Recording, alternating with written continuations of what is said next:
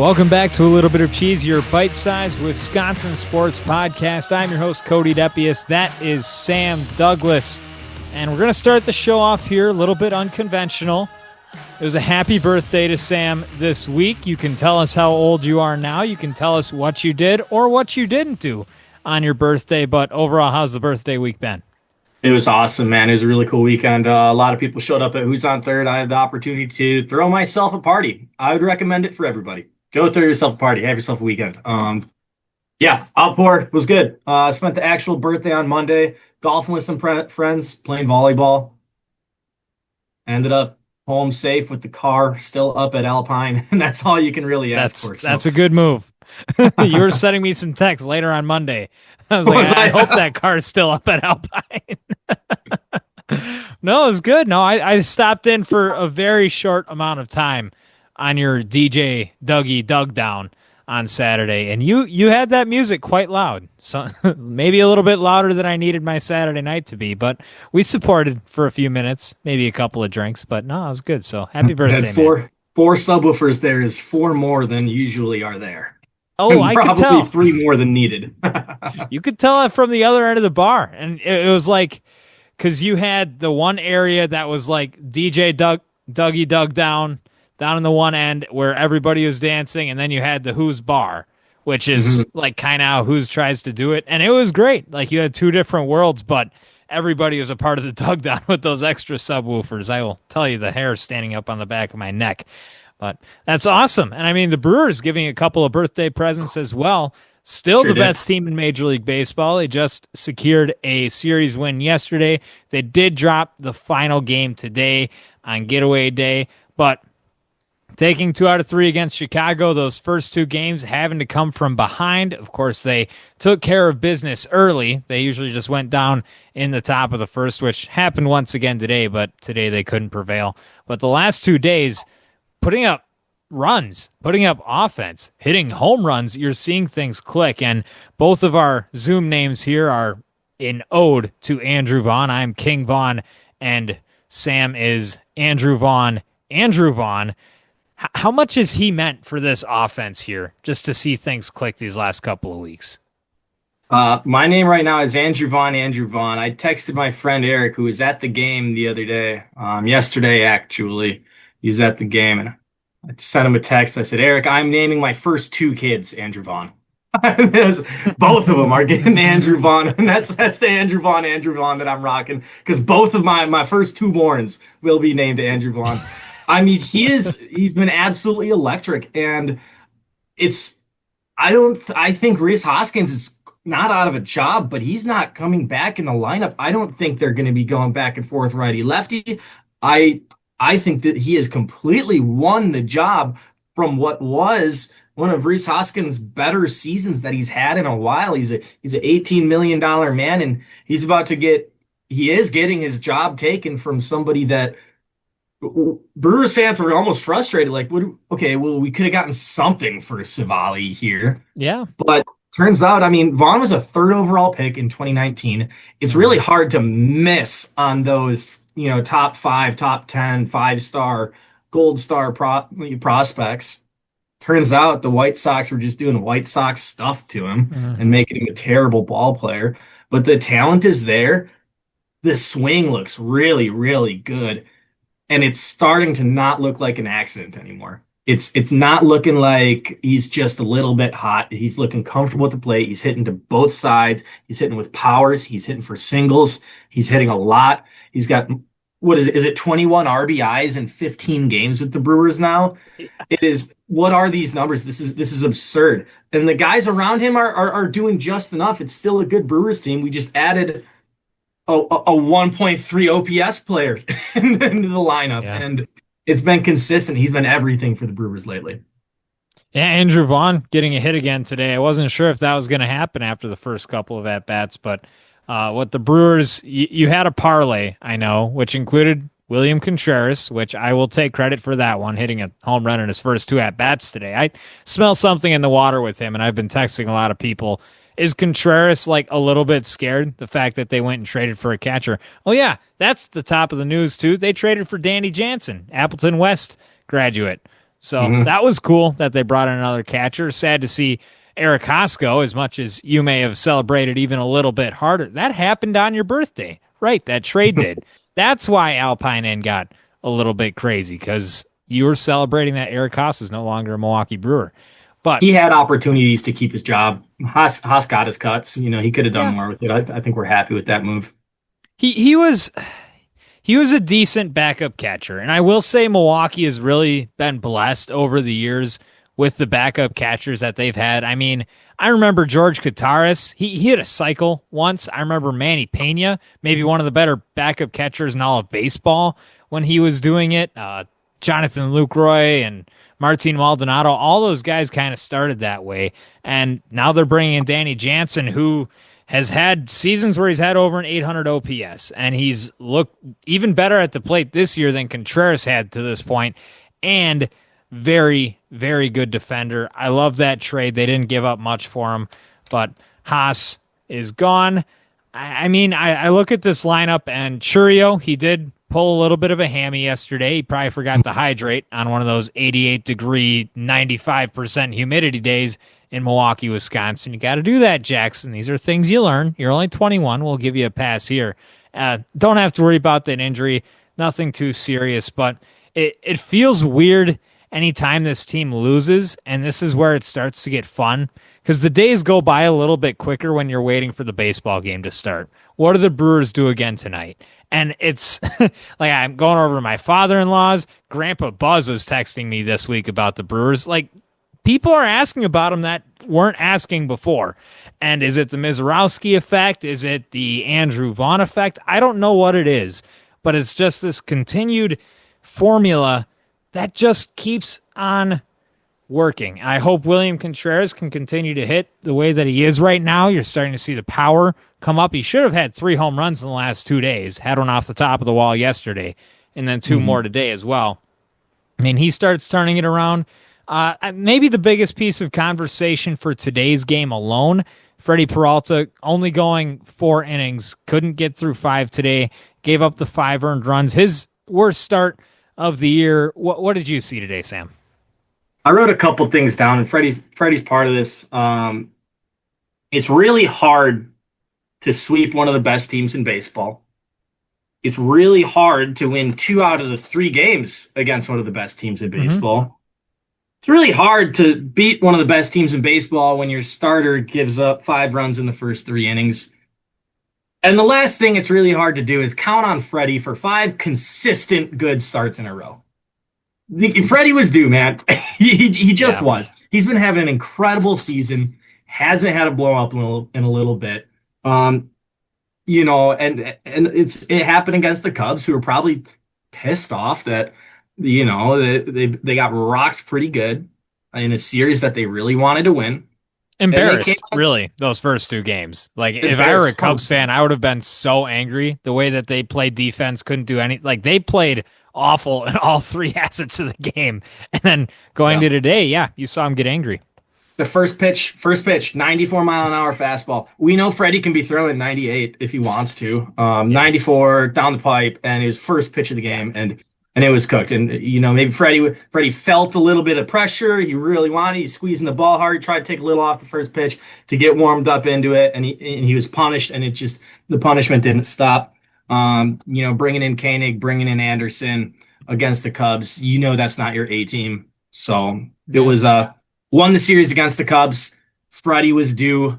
He'll be back. He did get into 3rd all time for the strikeouts in Brewers franchise history, that's a sweet nod. He's been doing it for a little bit. He'll be back. I'm not too worried about Freddie. Well, there goes my cheese grater, just to show you guys that we don't prepare each other. But I was going to ask you, name who the top 3 in Brewers all-time strikeouts are. So you have number 3. Who's 1 and 2? Giovanni Gallardo at 1, and I believe just a couple strikeouts behind him is Ben Sheets. That would be correct, and both of them were in Milwaukee last week for that home run derby. Yeah, that's also a great topic of conversation. Yeah, just to kind of let it all fly today, Sam and I had no notes going into it. My work's been crazy. Maybe Sam has notes, but I don't, so we're going to see where this thing goes. And right now, I think we take it towards that home run derby. It was reported that 6 teams have already asked Milwaukee what they did for that home run derby to make it as incredible of an event as it was. I didn't personally get to watch it because I was driving all over the state like a headless chicken again last weekend. But what was it for you, Sam? Were you able to tune in, and what did you see? I didn't get a chance to watch it either. Heard all good things. Heard that the stadium stayed packed. Saw the final home run. It was a 435, and the pinball celebration. I think that's Mm-hmm. electric. Heard about the teams reaching out, and hey, maybe other baseball teams should just be focused on having a summer of fun instead of winning games, because having fun, as we've talked about, wins you games. I don't think it's two separate things going on, that the Brewers are having all this fun and they're having all this success. I think those go hand in hand. Mm-hmm. And shout out to Antonazzi. At some point, you got to pay for some players. Let's, Oh yeah. let's not get too crazy here. But we're having fun. Our $18 million man is losing his job, and we're all okay with it. And dude, what a show out for that home run derby. I think that's going to be more popular. I think other teams are absolutely going to do it. Yeah, what a way to celebrate baseball. That's what baseball's all Yeah. about. I will say it's not something you can do every year because then it loses its spark. But I think Hmm. like every 5 years, maybe 10 years or so, you just bring a bunch of those guys back. Because I mean, watching Braun and Fielder both swing, Giovanni Gallardo had two home runs in that home run derby, kind of just to take us back to Silver Slugger Giovanni Gallardo. Keon Broxton, I have a Keon Broxton Jedi bobblehead, which is one That's of my sweet. favorites of my collection. He was actually the guy that walked it off and did the exploding bowling ball pin celebration, whatever it was at home plate. But just to see all of those guys go at it again, it was awesome. Niger Morgan, like the players that we watched, maybe even when they are on really bad teams, but made us continue to watch Brewers baseball because of how fun they were individually. Like Carlos Gomez, a guy that was there, just JJ Hardy, Corey Hart, man, this yeah. that was awesome, dude. Corey Hart was swinging it, man. That is a wow. Yeah, He's an those guys athlete, all dude. look great. He always was an athlete. Corey Hart, he looked like a gazelle out there. He's always just a big guy covering a lot of space, can Hmm. steal a bag. He'll be an athlete till he's 85, 90 years old, man. And we were talking about predictions, who's going to win it. And I think we both were leaning Braun or Prince because they put up the Yeah. most. But then I thought about, I don't think I would have said Keon Broxton was going to win it, but Corey Hart should have been up there. And I think it did come down to those two with the most home runs between them. Yeah. And Corey Hart, he's an athlete, man. He's one of my favorite players. Well, they were able to take Hart from the outfield and put him at first base without him having played a single inning of first base in professional baseball. And he looked good. I remember that year. Matt Gamma was supposed to be your first baseman. He blew up his knee, and they're like, "Hey, Corey, you got a first baseman mitt?" And the answer was probably no, but he said, "I can go get one, I guess." And he was great. So just a testament to him, and really an overall awesome event. Like we said, other teams are asking the Brewers, "How do we get this done?" Because they're going to try to copycat. Like they're just the little things that the Brewers do so well that everybody has to go and try to copy. The racing sausages is one of them, which is an older tradition, but now you see everybody have the racing presidents or the racing whatever it might be. It all started with the racing sausages. That is a Brewers thing. And this Alumni Home Run Derby, that will forever now be trademarked as a Milwaukee Brewers thing. And you just hope that everything continues to culminate for this team and they stay hot and they don't forget that this is a team that has shown that they can really take it to the Chicago Cubs. They can take it to the LA Dodgers. I think they could take it to anybody in the National League, which is automatically better than the American League. I can tell you that. Thank you, Kyle Schwarber, and the home run derby swing off. But this is a team that has showed us, at least through the regular season, there's a shot. The after the we're number two right now in run differential for the season. This is as of yesterday. I looked this up before this pod. They didn't have today's number, but as of yesterday, Brewers were second in baseball in run differential, 4 runs behind the Cubs. After the first 4 games of the season, right, Cody, we were 0 and 4, down 15-47. We Yeah. were down 15-47. That's an additional plus 32. The Brewers are a plus 102, Cubs plus 106. That will put the Brewers plus 140, Cubs plus 106. So if you just Yeah. take out those first four blow up games, the Brewers are really dominating run differential. They're the Hmm. best record in baseball, dominating run differential. And I know you could take any team's four worst games and their run differential probably gets a lot better. But once this ball has been rolling, we tread water for a little bit. It's just not an accident anymore. And God, it's gonna hurt when October comes around. Hey, we said it when it happened. Baseball doesn't start until April, and Major League Baseball thought that they should have 4 games ahead in March and just see what happens. And just to met like if the Brewers, you take those 4 losses away, this team is soaring so high, like they're even more so in conversations than they are. And it's kind of a crazy thing to think as many games have been played in like a 162 game season. 4 games means a lot. And they really threw those away in such a fashion that it had that team so low. They had, I still remember the tweets. They said, "This is the most uninspired Brewers team I've ever watched. I don't know if I want to give these guys a chance for the rest of the year." And we were like just weeks into the season. And look at how things can just turn, how the turntables, as one Oh, might the say. turntables. So, trade deadline coming up tomorrow. The Brewers have already acquired Danny Jansen to be their backup catcher for the rest of the year. Jefferson Caro is also on the door, I believe, in AAA. One of the Brewers' top prospects. He might get some innings as well in September. But when it looks at the trade deadline, are you thinking a bat? I know you're definitely thinking a bullpen, but what do you need the most, and what are the chances you think that Milwaukee actually gets a suitable piece to fill that role? I'm really, really content with any with whatever we do, as long as the guys that are playing well stay playing well. Yeah. I don't think anybody should take Isaac Collins' job. He is one of the highest on Mhm. base percentages in baseball. I don't think Yelly is in any position. Yelly's going to be continue to be in the DH spot. Mhm. Contreras is getting hot. He's swinging the button. He's still someone I want playing. I think Vaughn is all but locked up his job. Durbin is still exciting, man. And if we upgrade the Durbin Ortiz situation, man, Ortiz has won us games defensively. I'm more okay with him hitting 200 than I really ever have been. He had a clutch hit again today. I'm kind of he's I mean, growing on me. I've he seen had him an win games. RBI today. He had an RBI. Yeah, He had a hit with a guy in scoring position, which he never does. So today it felt like it was clutch. that's huge, man. That's huge. He's growing on me. And like, if we pick Oh, up another piece to throw him in the rotation, I really believe that Murph will use him well. I don't think not the he's starting going. rotation. No, not to start, and that's what's going to matter when it comes to Yeah. October. That's all I've been about this whole time is just keeping your nine best guys, your four best pitchers, and I don't think any move that we make is going to be impacting that. So, so I'm cool with the process. If we bring in Danny Jansen, if we bring in another local Wisconsin kid who just wants to play with the Brewers and take some cuts at the ball, dude, that's fine, man. Not a lot of those guys on the market. We'll say that. We don't play a ton of baseball up here in Wisconsin, but I mean they went and got one of those kids, and hey, maybe I'll be an Appleton resident in the next coming weeks there too. Looking for a house right now. This market's insane. Just side note, needed to say that. But what I have to say, Joey Ortiz, I'm kind of done with it.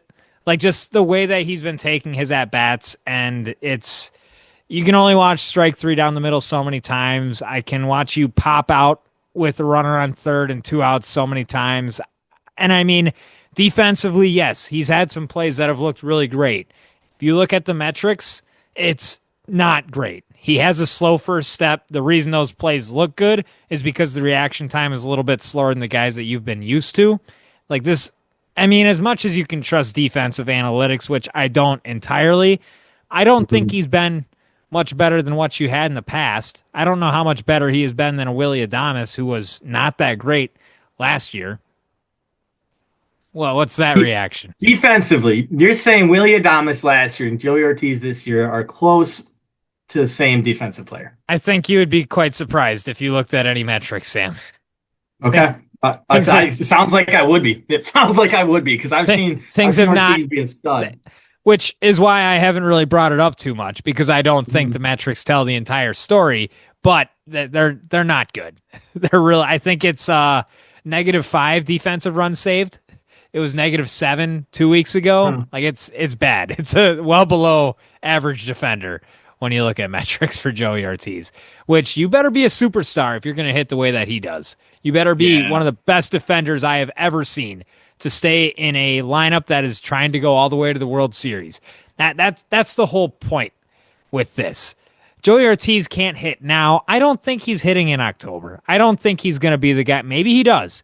And baseball is funny like that, and it's ironic. But I I don't even know if Joey Ortiz is the best guy in the organization to put there. I'm not going to say that I want anybody right now to be put in that situation because they're trying to develop some players at shortstop in the minors. But it's been too bad for too long, and you could fix this by picking up a third baseman, and I'd be okay. You move Durbin over to short. I know they put Terang at short as well this week. Both those guys have gotten some reps there. They're looking into making a change, and it's been a conversation all the way back to spring training, really. And I don't know how much Ortiz has improved over when Pat Murphy was literally benching him and calling him out in the middle of media press conferences, but that's the point where the organization's at. And maybe they don't make a change because the market's crazy, but I would really be surprised if they're not trying to.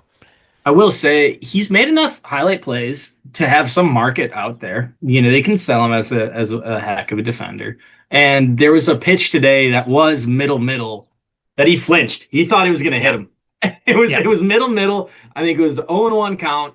One that you should probably start to look to swing. It was after he bunted. I think he bunted one foul, and the next pitch was middle, and he flinched, moved his hips back. He thought it was going to hit him.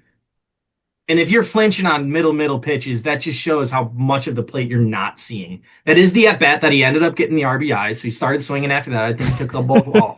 Down 0-2. Yeah, that's good. He doesn't always swing at those pitches down 0-2 yesterday. Yesterday we saw it too. Flinching middle, dude. That is a tough look. And that's how the approach has been. And that's what I'm saying. And it's a conversation I don't like having, but it's bad. It's not like a 200 where, oh, he's still getting on base or, oh, he'll hit for some power. That OPS is below 600, Sam. He is one of the worst qualified hitters in all of Major League Baseball. And this is a team that you expect to be playing deep into October. That's not a bat that you can have in there. Like almost an automatic out to this point. At some point, someone's got to start getting reps, though. Like it's getting to the point where let's figure out our defense, let's figure out our guys, and I think deadline is tomorrow. So if there is going to be a move, I just want to see I want to see some consistency there. I don't want us to make a big defensive adjustment 2 weeks left in the season. Oh, all of a sudden, Isaac Collins is your starting second baseman. What? No, that's not going to happen. Lest we forget, making it one game away from the World Series with Travis Shaw at second base. Everything will look better than those second base days did. But that you can get there. It's that much more valuable to get a bat. I truly believe that. If you make it to the major league level, you can play some resemblance of defense. I need you to hit. It's kind of find all the bats and then figure everything else out later. And that's where I'd feel the most comfortable. So, yeah, we'll see how things go out. Trade deadline tomorrow. We'll have, of course, all the updates next week. And hopefully the team keeps playing the way that it is. We'll take it now over to Packers training camp. There's been some turmoil, it sounds like, in Green Bay's practice. We'll kick it off. Marshawn Lloyd missed practice yesterday. Apparently a groin injury. Some people thought it was because of a low hit by Nate Hobbs, but apparently Gutekunst and LaFleur said that the injury was on the same play, but it happened before he was hit by Nate Hobbs. I didn't watch the play, but it sounded like some people thought it was dirty. What was your take on all this, Sam? The initial reaction was that it was a dirty play. When the tweets were coming out, the folks that were at camp say, wow, Hobbs is clearly frustrated with himself. He got chewed out a little bit for a potentially dangerous play at training camp, hit Lloyd a little bit low. Later, it sounds like maybe they're just coming in defense of Nate Hobbs and picking him up a little bit and saying, oh, the injury happened before the hit. We got rid of Jair Alexander because he wasn't playing. Hobbs is playing football, man. This is football, dude. I like that. I like that. Now, potentially dangerous plays in training camp is one thing, but this is the guy that replaced Jair Alexander, somebody that wasn't on the field, for someone who's a little bit too much on the field. And I think that's something that we should be okay with. It wasn't a big injury. It doesn't sound like straight consensus filthy play, and everybody was pushing him around and stuff like that. I think that would have come out if that was the case. It just sounds like they're getting a little kerfuffle. The boys are playing football. They're hitting each other, and I think when you sacrifice a guy that wasn't on the field for someone who's being maybe a little bit too much on the field, I feel like that's a good thing. I mean, are they in pads yet? They were, yeah. They are in pads? Okay. Then I guess I can see it a little bit. There's a point where you don't tackle too high or too low, especially when it comes to training camp. So I guess I'll stay on that camp. But Josh Jacobs did come out and say that it's not going to miss Marshawn Lloyd anytime, which I actually like hearing it from, excuse me, I like hearing it from Josh Jacobs, fellow running back in that room. That shows that those guys are like at least talking together. Because I mean, a groin injury can be kind of funny. Like, hey, Marshawn, how's it feeling over there? And he said, oh, yep, we're good to go. Don't worry about me. So that might have been the conversation. But regardless, you hear from Josh Jacobs that Marshawn Lloyd will probably be okay, and he's not going to miss too much time. So, other news, Rasheed Walker apparently got in an altercation with Kingsley Enagbare. And I have to go and say that I don't remember in any recent Packers training camps any altercations. How does this make you feel? I know you said a good low hit can get the guys fired up. What about a good little practice kerfuffle? Hell yeah. I love it. I love it. I love a little kerfuffle. You know what happened after that kerfuffle? Walker got a little chippy. He was told to take a lap around the field. The rest of the offense took a lap with him. Hey, Isn't that great? There we go. Oh, that's Isn't that like high great? school stuff, but that's great. That's football all the way down to the roots. That is pure, honest football. Heck yeah, I could just imagine that like shuffle like around the field, but like everybody doing it, and they were probably all behind Rasheed too. Like they all just followed him. I'm sure. Yeah, So they just chipped in, man. It sounds like they were getting dirty in the trenches. That she does have a little bit of history of being a little bit extra. I think there's some tape of him at college of pulling a shiesty little move. But I love the support. I love a little bit of chippiness at training camp. I think this Packers team and this Matt LaFleur team could use a little bit of that. I think we've come off as a little bit of a soft team. Now we have been young. We don't have vets that are old and pissed off and have a little bit of that old school dog mentality. So I think this Packers team 100% could use a good asshole on the team. yeah, I agree. I don't know who the asshole was back 10, 15 years ago, but every team needs a little bit of somebody that just Might have been gives them a Kevin little Green, kick. huh? Might have been Kevin Green, huh? It might have, Shout yeah. out. Kevin Green might have been that guy. Rest in peace to Kevin Green, who Hall of Fame pass rusher turned Hall of Fame, or I mean, I don't know if he's in the Hall of Fame as a coach as well, but outside linebacker coach for Green Bay when they won the Super Bowl. I think the big video that everybody's going to remember him for was that play right when Clay Matthews made Rashad Mendenhall fumble in the It's Super Bowl. time. It's Yes. time. And Kevin Green tells Clay Matthews it's time. And it was. And that's something you can always go and turn back to your Super Bowl 45 DVDs. It'll never leave that history. Also looks like Lucas Van Ness had a really great day at camp yesterday. He went 3-0 in one-on-one drills. He's been taking all the first team snaps on the defensive line opposite of Rashawn and Gary. Okay. Until I It's see time? it, I'm not gonna believe it. Yeah, it's time. It's certainly time for Lucas Van Ness here to be able to do anything at a professional level. But there is some excitement here with new defensive line coach and the new pass rush coach. Like you would hope that any change is good change, and I mean, they couldn't get much worse and more vanilla than they were last year at the pass rush. And Van Ness is a guy that you just can't bull rush all the time. That's not, it's a good number one move, but you also need to work things in and work things out. And he never did that. And maybe he picked up a couple of things in the offseason. Maybe his training was awesome and he's getting past guys. I mean, if he turns it on, that defense could be completely different. Like when you talk about potential, like if Van Ness could be the guy that they thought that he was going to be when they picked him at 14, you're talking about something scary. 14th overall pick. We know Kenny Clark can do it. We know Rashawn Gary can do it. Picked up Isaiah Simmons, who has a history of being able to can do it. It's just a matter of getting it all together. We got a whole lot of hopefullys on this defensive side of the football. Oh, looking up Jeff Passan. Phillies have traded for Twins flamethrower Yohan Duran, which I mean takes away a bullpen option for Milwaukee. The Twins will receive the Phillies number 4 prospect and number 6 prospect. That's a lot for a reliever.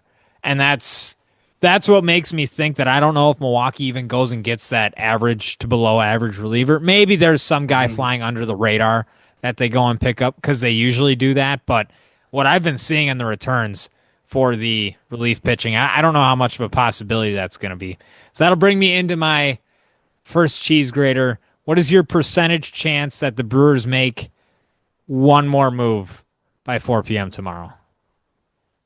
75. I think there's a move that gets made. I don't think it's going to be a big move. I think it's going to be a small move, maybe a prospect for a prospect. But I think that there's enough interest in the team that they'll do something. Altanasio feels a little bit pressured to do something. He got ripped for not doing anything over the summer, but that also worked out pretty all right for him. So who knows? I do think odds are high that they do something. I'm hoping that it's not shaking up the lineup too much though. Yeah. As of yesterday, the hamstrings can be dangerous. I think we'll take good care of him. He's 21. A good thing about having the best record in baseball is you can rest Jackson Chourio for a couple days if you need to. He led baseball in at-bats. He also led baseball in one other offensive stat. It's not an advanced stat. What is it? I mean, if it's at-bats, it makes me think also plate appearances, which may or may not be true. It'd be too easy. Nope. I know that's where I was thinking. Well, it's not hits, it's not runs, it's not RBIs, it's not home runs, it's not stolen bases. It might be extra base hits. That'd be a silly answer. Wait, am I onto something with that? Because I'm getting low. You're getting close, yeah. Is it total bases? Nope. What is it? I wave the white flag. With 29 of them. He's leading the baseball in doubles. Doubles. Yeah, that's right. Okay. Speedy gap hits all day for Chourio. And he had a triple yesterday that he pulled up on, and that was the play that he got hurt on. And I saw him hunched over, like on the third base bag, and I was concerned right away because Chourio has never looked tired, ever running around the bases. Like I've seen Rowdy Tellez after a double kind of need to hunch over. seen Rowdy after a single hunched over. But Chourio, when he hunched over, I was a little concerned. But he's like, oh, he's just tired. I was like, I don't think he gets tired like that. Maybe she remembers the Rowdy days. We're not dealing with Anthony Daniel Vogelback, another guy. Danny Burgers. That's a great one. So I am out of cheese graters, to be honest. If you have any tidbits here on your Bucks or NBA, just give the people a little bit of that fresh news. I got 2 graders for you. Okay, I'll take them. After the starters, which arm out of this Brewers bullpen has thrown the most innings for us? The most innings, it's either Nick Mears or Abner Uribe. I'll go Uribe because he hasn't been hurt at all. Wah. Who is Grant Anderson. Yeah, that's crazy. And I mean, there's always the one guy that kind of just pops out of nowhere. And this year it was Grant Anderson. And he came on like that opening weekend, and I was not blown away by anything. And I still haven't been, but he has been able to eat innings, and he's been a valuable piece in the regular season. And as you may have mentioned before, don't really need to see him when it comes to playoff baseball, but he's one of those guys that just has been able to provide value. And I mean, he tried to play a little cleanup today, but a little bit too much damage done Eaton already. innings. And He did take care of a bases loaded situation though. So, yeah, but I mean, he's that's pitched well. The stuff isn't spectacular, but he eats innings. Jared Koenig needs to probably not pitch anymore for the Brewers, though. He couldn't get anybody out today. It was bad. I think he was we had an opportunity to sell high on him, and we just might have been Yeah. trying to hold on to a lefty in the bullpen, and got a little cocky with it, kind of being we think Jerry Koenig is what we want him to be rather than what he Yeah. actually is. I Who's mean, your way too early number one fantasy football player next year? Who's gonna finish number? It was Saquon way last year. too early. It was I don't. So, I mean, I love to think that Ashton Genty could be that guy. ooh, ooh. Like, I have heard some crazy things coming out of Raiders camp, aside from Christian Wilkins getting cut because he tried to kiss one of his homies on the forehead. Did you hear that story? I didn't dig deep into it. I saw Mate, I saw he got released, but yeah, he got released, and they said it was some weird things going on in the locker room. I'll just leave it at that. Everybody else can do your own research and take what you want from that. But I'm gonna have to see the running back position is weird. I think King Henry takes a drop. I don't think Jacobs can carry that much volume. Barkley, I don't see continuing going for 2,000 yards. Like that, it's just a lot of wear and tear on the body. And last year was incredible. You got to see him really break out for the first time. So that makes you think that you want to go a young kid, but then you could just go wide receiver. And I've been watching quarterback on Netflix. Jamar Chase is so crazy. I'm gonna go Jamar. Like he is. Triple Crown last year. Yeah, he's ridiculous. He is absolutely insane. I don't think that'd be a terrible first overall pick. What about you? So you said there's a lot of wear and tear on Saquon. I don't think Yeah. there is because I don't think he was getting hit.